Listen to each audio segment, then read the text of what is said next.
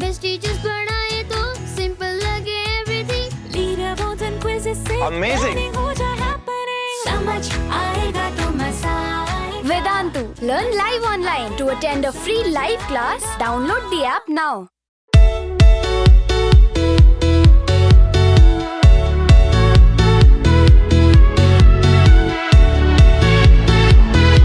Hello everyone, welcome back. I hope all of you are doing great and a very good evening guys. And I'm sure you guys have noted down the date. Today is Jan 2nd, New Year. So firstly, I'd like to wish everyone a very happy and prosperous New Year. I'm sure you guys will have a very successful one this time. Okay. So yeah, as part of the Killer 5 series, today we'll be continuing with the topic application of derivatives. Okay. So this is another important topic under calculus which you should spend a good amount of time on, and you might get some really interesting and unique questions from this particular chapter. Okay guys, so let us dive right in and see what is the schedule of Killer 5 is. Okay, but before that guys, for those who are attending for the first time, Killer 5 series is an effort from us at Vedantu to expose you to the difficult questions which you might encounter in your exam. Okay, so let's look at what has happened earlier. We started off on December 7th with trigonometry, and we have continued all the way up to Jan 2nd with AOD today. And on Saturday and Sunday, you will have your sequence and series and mathematical reasoning. So please do mark your calendars and do watch those lectures. It might be very useful for you. Okay, so with that, let's get into our session. Let's see what are the 5 good questions that you can expect from AOD. Okay, let's get started. The first question is over here. We'll start off with a simple one to warm up. Okay, the slope of tangent to the curve y equal to f of x at any random point x comma f of x is 2x plus 1. If the curve passes through the point 1 comma 2, then what is the area bounded by this curve and the x-axis and the line x equal to 1? So basically, I will have to solve this differential equation sort of. Okay, so it is also application of derivatives. Let's try to see how we do this. So guys, the reason this question is under AOD is because we are seeing tangents over here. So tangents and normals is a very major subunit under application of derivatives. Okay, so what do you mean by slope of tangent? We all know that right from our 11th standard, because we learned what is dy by dx. We learned dy by dx is nothing but slope of a curve, which is nothing but slope of the tangent at any point on it. Okay, so I know that this is nothing but dy by dx, and that dy by dx is given to be 2x plus 1. Isn't that correct? Now I'll solve this. This is a very simple differential equation to solve. I'm sure you guys agree with me on that. Let's do that quickly and move ahead. Okay, so I'll integrate it. When I integrate it, what do I get? I will get my y or f of x is equal to x square plus x plus c. That is the integration constant which you should add, because I'm doing indefinite integration over here. Okay, now I want to finish off this question. What else they have given? I've used the first line of the question. Now let's move forward. What do we have? If the curve passes through the point 1 comma 2. What do you mean by that? Whenever a curve passes through a point, that means that point lies on the curve. If the point lies on the curve, then it has to satisfy the curve. So if x is 1, my y has to be 2. So let's put that. Y is 2, x is 1. That means my c is what? That means my c is 0. So now I have obtained the function. If my c is 0, what is the function? My function is a very simple one, which is x square plus x, a quadratic function which has roots as 0 and minus 1. Are you all able to follow till here?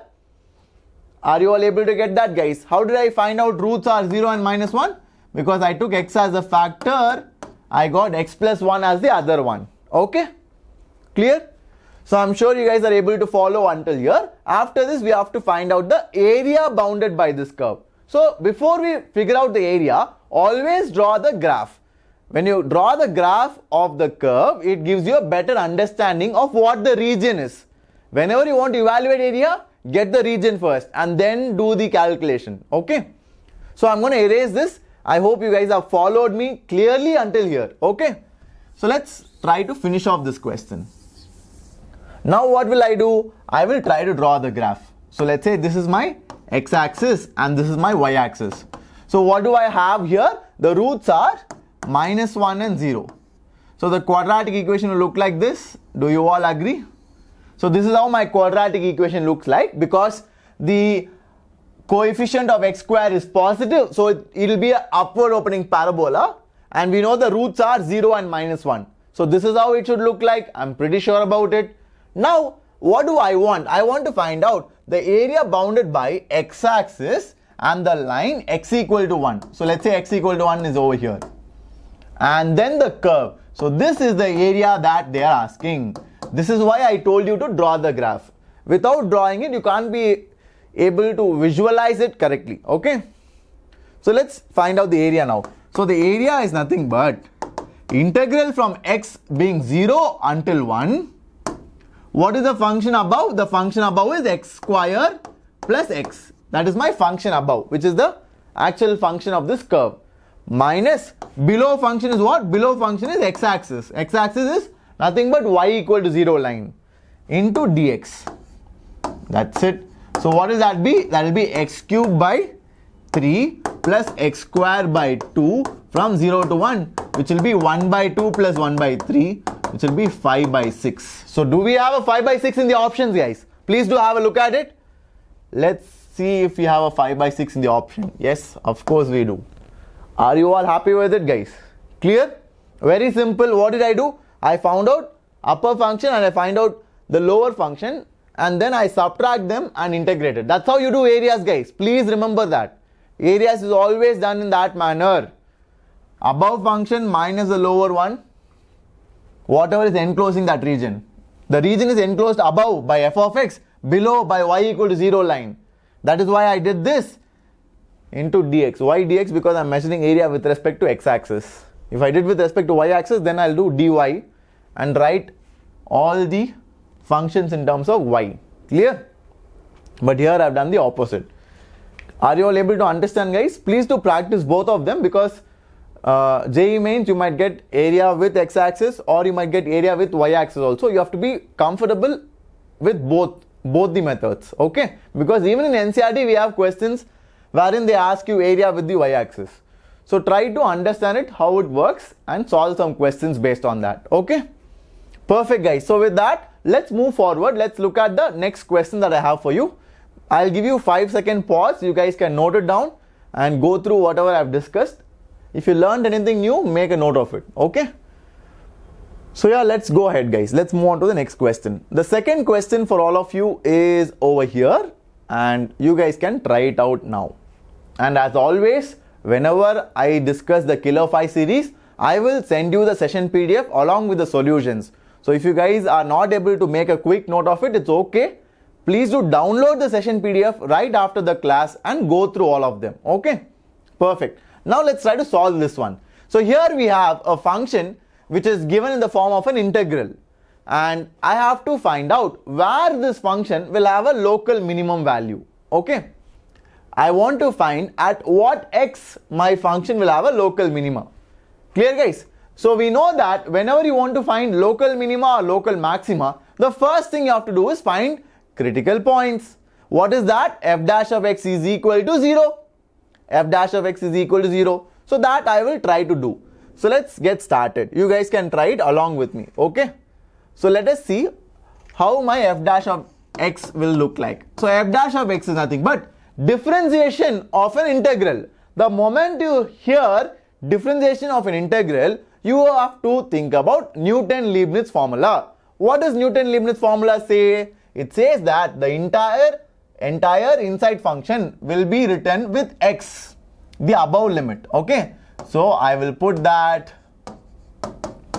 and then I'll have x minus 1, x minus 2 whole cube, and x minus 3 whole power 5 into differentiation of the upper limit. What is differentiation of the upper limit? The differentiation of the upper limit is 1 minus, I will substitute t as minus 1.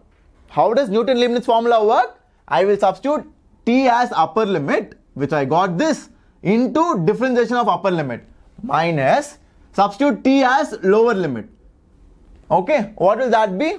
Minus 1 into e power minus 1 into minus 1, and then you'll have minus 1 minus 2 whole cube, then minus 1 minus 3 whole power 5 into differentiation of lower limit. What is differentiation of lower limit? 0. It is independent of x. Getting it? So that is why usually whenever you have a constant and when you expand with Newton Leibniz, people won't even write this because anyway it's 0. Generally if you see teachers or in textbooks, they won't write the second term which I wrote and explained, because anyway if you multiply with 0 it becomes nothing. Therefore when you have a constant, when you are differentiating, leave it. Don't waste time on it. Okay. So now this is my f dash of x, and we know that my local minima for the first criteria, I should have f dash of x to be 0. So what are all the possible critical points? They are nothing but 0, 1, 2, 3. Because this also e power x, when it will be becoming equal to 1. E power x will become 1 when your x is 0. Similarly, x is 0 is a critical point. X equal to 1 is one critical point. X equal to 2 and x equal to 3. So these are all the major points which I will focus on. Okay. But let's not stop with that. Okay, let's not stop with that. And if you want to do local minima, what is the second derivative test? Second derivative test is f double dash of x is greater than 0. Whenever your f double dash of x is greater than 0 at these points, then we know that particular point will be a minimum. Are you all able to understand that? But guys, look at this expression. Can you take second derivative for it? It will be ages before you complete it. So what I will do is, I will do something interesting over here. I know that from my basic understanding of derivatives, if I have something like this, this point is called as a minimum. Okay, so let's understand how my slope varies around the minima. So around the minima, if you see at this point, this is my slope of f of x, because slope of tangent. So you see that the slope is negative because this is obtuse angle. But after I pass through my minima point, here I have an acute angle. So my slope of tangent, which is nothing but f dash of x, listen very carefully. My slope of tangent, which is nothing but f dash of x, to the left of my minima will be negative and to the right of my minima will be positive. So what I'm trying to say from here is, my f dash of x, if it moves from negative to positive around these critical points, then that critical point will be a minima. That's it. Are you all able to get that? That is a very important method. Please try to note it down, guys. Very important and simple also. So let's try to do that. Let's plot the critical points, which is 0, 1, 2, 3. Now I want to predict the sign of the curve. You must have heard of wavy curve, right? Wavy curve method. Let's use that. So at 3 the power is odd, so I will change sign. At 2 the power is odd, so I will change sign. At 1 the power is odd again, so I will change sign. At 0 the power is odd, so should I change sign? Nope, because this is also having 0, this is also having 0. So 0 is likely to be treated as a repeated root. You can think of it like that. Or if you want to go with the, sir, no sir, this method is not correct, I want to go with a very accurate method, then what I would suggest you to do is substitute some points here. Substitute some points here and see how the sign is changing. That's the best way or best alternative. So you will see that again it will come down. So it is treated like a repeated root because both of them change in sign about x equal to 0. As simple as that. Okay? Good. So now what are the signs? Minus, minus, plus, minus, plus. So where is my f dash of x? Whatever I have drawn here is nothing but my f dash of x sign, na? Where is my f dash of x? Moving from negative to positive? It is moving from negative to positive about 1 and it is moving from negative to positive about 3. So what are my local minimum x values? Local minimum x values are nothing but 1 and 3, because about 1 and 3 my f dash of x is changing from negative to positive, which indicates that it is going to be a point of minima. Clear? That is how you do it. I hope you guys liked it. It's a very nice question. So it is option B that is correct. So with that, let's proceed forward. You guys can probably take some time, note it down, and then we will go ahead. Okay? Perfect. So let us move forward, guys. Let's go ahead. So the next question that I have for all of you is right over here. Let's try to see what is given. So you have a question based on quadratic equations. Okay? So a mix of quadratic and AOD. So let's try to crack it. So what do we have here? You have a function f of x which is given as 1 plus b square. So as you read the question, try to break down information, guys. That is very important and it helps you to, pace very fast during the exam. So as I read, I know that this is a positive quantity always. So it will be an upward opening parabola. The moment I read the first term, I understood this. Positive leading coefficient means it will be upward opening for a quadratic. Okay, plus 2bx plus 1, and mb is the minimum value of f of x. Why mb? Because the minimum value depends on b, because you have b in the quadratic, na? So the minimum value of the quadratic will depend on b. So whenever you have an upward opening parabola, obviously you will have a minimum value. This is your minimum value. Okay, this point is your minimum value point, y value. Okay, since they have said minimum value, it is a y coordinate. Clear? If they ask you position of minimum point, then it will be x value, x coordinate. Clear? So what is the vertex of a parabola? Quadratic equation. You guys must be very thorough with that. What is that? Minus b by 2a comma minus d by 4a. If you guys did not know this, please note it down. Very important. So this point will give you the coordinates of the vertices. This value will be giving you the coordinates of the vertices of a quadratic equation. Okay? So now let's try to find out the y value. What is the y value? Minus d by 4a. That is the minimum value now. So I'll take it as mb, because mb is the minimum value of our function. So I will say mb is equal to minus d by 4a. What is minus d? D is nothing but b square, which will be 4b square. Why 4b square? Because 2b the whole square minus 4ac. 4ac will be 4 into 1 plus b square divided by 4 times of a, which will be 4 into 1 plus b square. So this will be what? Any idea? So 4b square will get cancelled. You will have 4 by 4 into 1 plus b square. So these 4 and this 4 will get cancelled. You will have 1 by 1 plus b square. That is your mb. That is your m of b.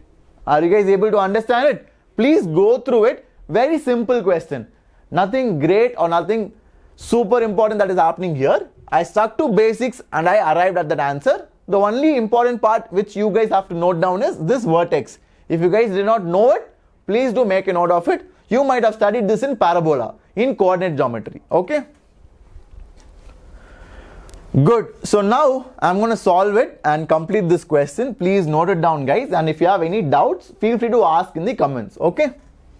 So let's try to solve it completely now. So my MB is what? My MB is nothing but 1 by 1 plus b square. And guys, we know b square is square of a real number, because I'm sure b belongs to real numbers. No? B belongs to real numbers. So b square will vary from 0 all the way up to infinity. So whenever b square is 0, I will get the maximum value of this. The maximum value of this will be 1. Okay? And whenever b square is infinity, I'll get the minimum value of this. What will be the minimum value? When b square is infinity, 1 by almost infinity will tend to 0. Almost 0. So 0 open, 1 will be closed. So the range of MB will be 0 to 1, 0 open and 1 closed. Because 1 can be attained. Because b square can take the value 0. But can b square take infinity? No, it just approaches infinity. Therefore, our value will approach 0 and not exactly be 0. Clear, guys? Perfect. So that's why the answer is option D, not A. A is wrong because 0 will not be attained. 0 has to be an open interval. And of course, these two are not correct absolutely. Clear? I hope you guys liked it. So please do make a note of it. Even intervals are very important. You should not be in a hurry, because many times students are always in a hurry in exam setup.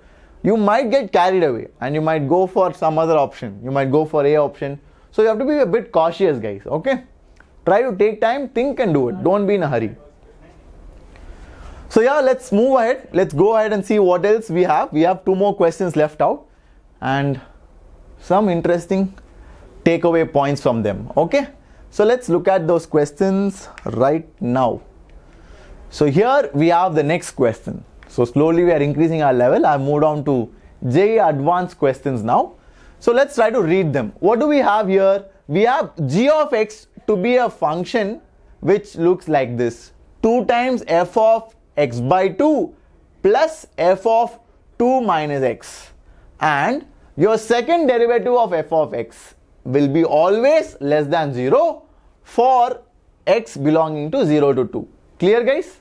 All of you fine with that? Now our job is to find where your g of x is increasing. Our job is to find where my g of x increases. So finally we are coming to increasing and decreasing functions. Very, very, very important concept in AOD. Okay, so please make sure you master it. Okay, guys?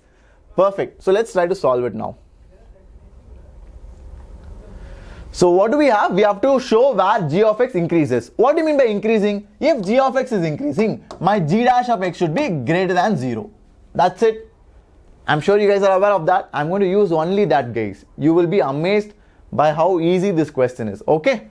So my g dash of x is greater than 0. So let me do that. What is my g dash of x? My g dash of x is nothing but 2 times of f dash of x by 2 into 1 by 2. Chain rule. Don't forget that. So 2 times of f dash of x by 2 into differentiation of what is inside. Differentiation of what is inside is 1 by 2 plus f dash of 2 minus x into minus 1, because I have to differentiate what is inside now. That is my g dash of x, and I want g dash of x to be greater than 0. So what will I get? I will get 2 and 2 to be cancelled. I will get f dash of x by 2 to be greater than f dash of 2 minus x. Are you all okay with that? My f dash of x by 2 should be greater than f dash of 2 minus x, because this minus 1 is there. Now if I take it to the other side, it becomes plus. Everyone clear till here, guys? Very simple stuff. Nothing fancy. Okay. So now let's try to finish it off. I've used only this piece of information. This piece of information, and I know what they're asking. Those 2 I used and I got till here. What is the only piece which I didn't use? I didn't use this information. What is that? My f double dash is less than 0. So if my f double dash is less than 0 for all x belonging to 0 to 2, can I say my f dash of x is a decreasing function for all x belonging to 0 to 2? Because if f dash of x is a decreasing function, then f double dash of x will be less than 0. Perfect. So what is the benefit of doing this? When I know my f dash of x is a decreasing function, what do I mean by that? That means if you have f dash of x to be decreasing, let's take 2 x's. x1 less than x2. What will happen if I take the function? F of x1 will be greater than f of x2. How do I understand it? Let's draw a graph. So I draw a graph. This is a decreasing function. So let's say this is my x1 and this is my x2. And naturally you guys can see x2 is greater than x1. But functional value wise, f of x1 is greater, because this is f of x1 and this is f of x2. You see that f of x1 is greater than f of x2 because of the trend, that is decreasing function. Okay, this result is pretty important. That is what I'm going to use. Because I know the functional value of x by 2 is greater than functional value of 2 minus x, when I remove the function, the sign of the inequality will reverse. That is the easiest way to remember decreasing functions. Whenever you employ the function or remove the function, the sign of the inequality will reverse if it is a decreasing function. If it was increasing function, then the sign would have been same. Okay, that's it, guys. After that, it's very simple. 3x by 2 is less than 2, so x is less than 4 by 3. So x is greater than 0, x is less than 4 by 3. What is the answer? The answer is option D. So x is less than 4 by 3 we got, and we know the interval is valid only for 0 to 2. So from 0 to 2 and less than 4 by 3. So this will be the perfect one. Okay, good question. Very good question. I hope you guys learned something useful over here. The reason I'm doing such kind of questions is because, guys, nowadays whatever simple concepts which can be done if you have good level of understanding in JEE Advanced are repeated in JEE Mains. Okay, so you might get something of similar concept used in JEE Mains. So be ready for that. That is the entire purpose of Killer 5 series. Okay, so please do make a note of it, and with that let's move forward. Let's do the next question, the last and the final one, and we'll see what interesting concept we have over there. Okay, so let's move ahead. Let's see the last one. The solutions are as usual attached. You guys can go through it after the class. Now the last question is over here, a very unique question, and you might have seen this if you are writing your AITS, very common in All India Test series. Okay, so let's try to tackle this one.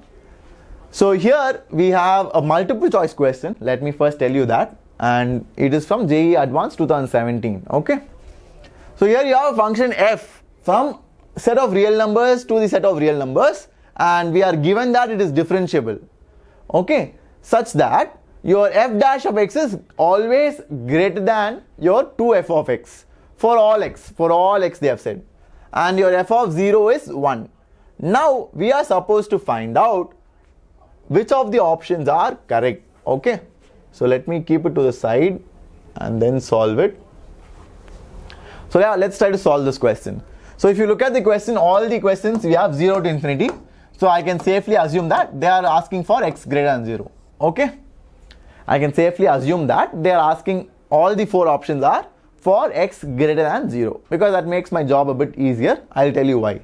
Okay, so first step is, guys, I will bring my 2f of x to the left hand side. So what will happen? I'll have f dash of x minus 2f of x is greater than 0. Now what I will do is I will multiply e to the power minus 2x. I'll multiply e to the power minus 2x because that's a positive quantity. Guys, e to the power minus 2x is a positive quantity always, because it's an exponential function. All exponential functions are always positive. So you can multiply them. So multiplying to 0 will be 0 only. So sign of the inequality will remain same. That is why I emphasized. Saying that it is a positive quantity. Okay, so you can freely multiply without any tension. Okay.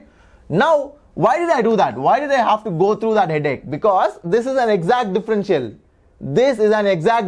So remember, in your exam, if you encounter f dash of x minus 2f of x, it's a cue to multiply with e to the power minus 2x. Okay. So now what do you get? You will get d by dx of e to the power minus 2x into f of x. If you guys have any doubts, let me do it and show it to you. Okay. This is product rule. So I can open it by differentiating first, then multiplying with the second.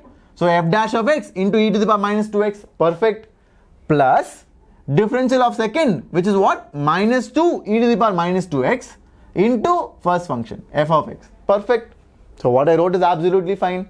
So now we have that differential is greater than 0. So now if I take this function as my capital G of x, don't you guys agree that capital G of x is an increasing function?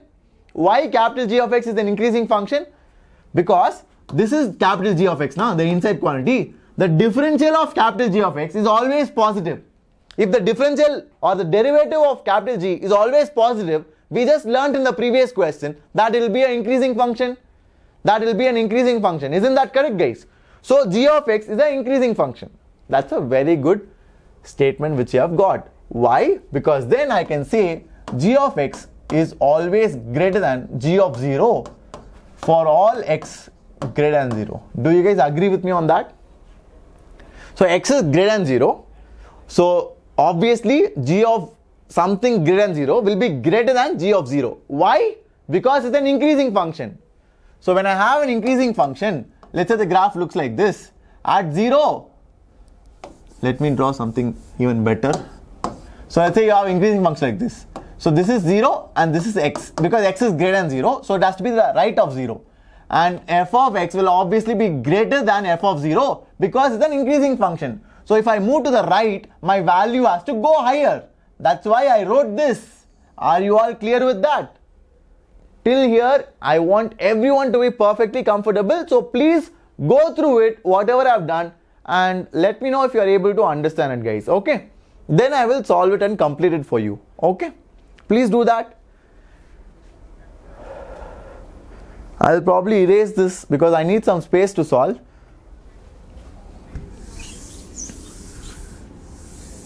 Okay.